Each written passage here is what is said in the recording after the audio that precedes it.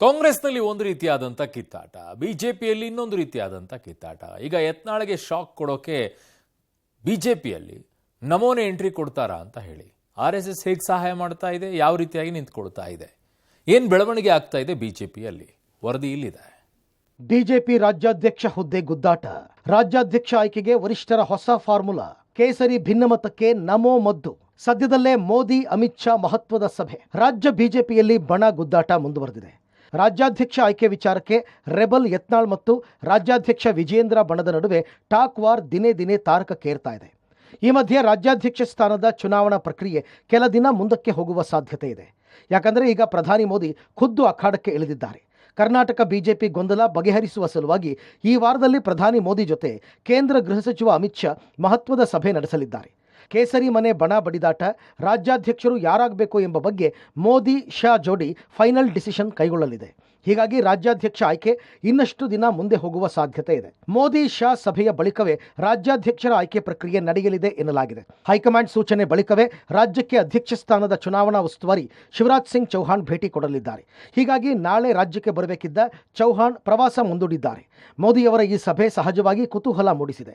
ರಾಜ್ಯಾಧ್ಯಕ್ಷರ ಜಟಾಪಟಿಗೆ ಮೋದಿ ಈ ಸಲ ತೆರೆ ಎಳೆದೇ ಬಿಡ್ತಾರ?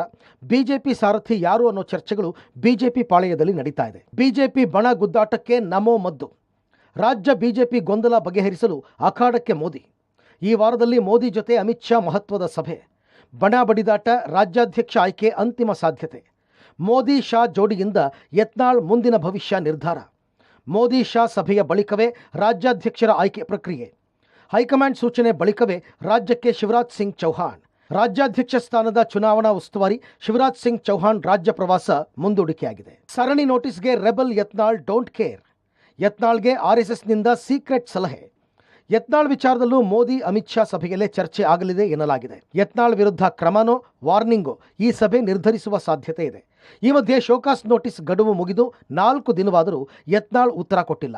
ಯತ್ನಾಳ್ಗೆ ಸಂಘದ ಕೆಲ ಮುಖಂಡರಿಂದ ಶೋಕಾಸ್ ನೋಟಿಸ್ಗೆ ಉತ್ತರ ಕೊಡಿ, ರಿಸ್ಕ್ ತಗೋಬೇಡಿ, ಮೊದಲು ನೋಟಿಸ್ ಪ್ರಕ್ರಿಯೆ ಮುಗಿಸಿ ಅಂತ ಸಲಹೆ ಬಂದಿದೆ ಎನ್ನಲಾಗಿದೆ. ಯತ್ನಾಳ್ಗೆ RSS ಸಲಹೆ. ಪಕ್ಷದ ಶಿಸ್ತು ಉಲ್ಲಂಘಿಸಿದ ರೆಬಲ್ ಯತ್ನಾಳ್ಗೆ ನೋಟಿಸ್ ಗಡುವು ಮೀರಿದ್ರೂ ಉತ್ತರಿಸದ ಯತ್ನಾಳ್. ನೋಟಿಸ್ ಬಗ್ಗೆ RSS ಬಳಿ ಸಲಹೆ ಕೇಳಿದ್ದ ಯತ್ನಾಳ್. ರೆಬಲ್ ಯತ್ನಾಳ್ಗೆ RSSನಿಂದ ಸೀಕ್ರೆಟ್ ಸಲಹೆ. ಶೋಕಾಸ್ ನೋಟಿಸ್ಗೆ ಉತ್ತರ ಕೊಡಿ, ರಿಸ್ಕ್ ತಗೋಬೇಡಿ, ಮೊದಲು ನೋಟಿಸ್ ಪ್ರಕ್ರಿಯೆ ಮುಗಿಸಿ ನಂತರ ನೋಡೋಣ. ಹೀಗಾಗಿ ಸಂಘದ ಸಲಹೆಯಂತೆ ಯತ್ನಾಳ್ ನಡೆದುಕೊಳ್ಳುವ ಸಾಧ್ಯತೆ ಇದೆ. ಶೋಕಾಸ್ ನೋಟಿಸ್ಗೆ ಸ್ಪಷ್ಟನೆ ಕೊಟ್ಟು ಅದನ್ನು ಬಹಿರಂಗಪಡಿಸದೆ ಸಸ್ಪೆನ್ಸ್ ಕಾಯ್ದುಕೊಳ್ಳುವ ಸಾಧ್ಯತೆ ಇದೆ. ಮೋದಿ ಅಮಿತ್ ಶಾ ಸಭೆ ನಡೆಸಲಿರುವ ಹಿನ್ನೆಲೆಯಲ್ಲಿ ಬಿಜೆಪಿ ಮನೆಯಲ್ಲಿ ಗೊಂದಲ, ಆತಂಕ, ನಿರೀಕ್ಷೆಗಳು ಒಟ್ಟೊಟ್ಟಿಗೆ ಕಾಣಿಸ್ತಿವೆ. ಏನಾಗುತ್ತೋ ಏನೋ ಅನ್ನೋ ಧಾವಂತವು ಎಲ್ಲರಲ್ಲೂ ಮನೆ ಮಾಡಿದೆ. Political bureau, public TV.